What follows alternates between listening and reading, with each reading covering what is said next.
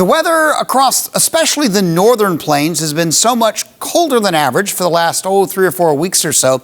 It's only inevitable that would eventually turn around, but it's not happening just yet. The other thing that's happening is our rainy August is turning into a rainy September across the northern plains. Still relatively cool across the region for this week, but a lot of that in the Dakotas, Minnesota, maybe northern Iowa will be because of rain-cooled air.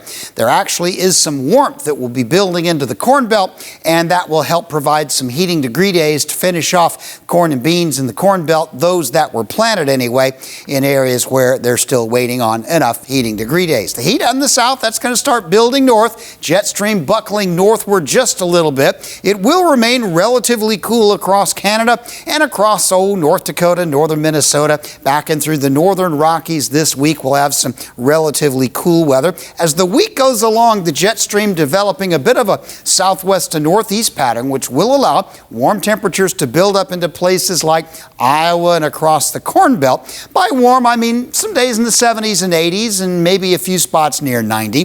The real heat will be down south. Most of this cool weather in North Dakota will be because it will be rain-cooled air. Several rounds of rain expected this week across the northern plains. As we move into the second week here, this will be the second week on the board, September 15th through 21st. Another little change taking place that will bring, I think, around the middle of the month, some actual warmer temperatures, at least briefly, into parts of the northern plains, and again, a second round of that in the Corn Belt. As far as precipitation goes, it will be fairly rainy. North Dakota down through Iowa and into the Great Lakes, quite dry in the deep south for this week. Next week, still the wettest area, I think eastern North Dakota and northern Minnesota, with showers throughout the Corn Belt.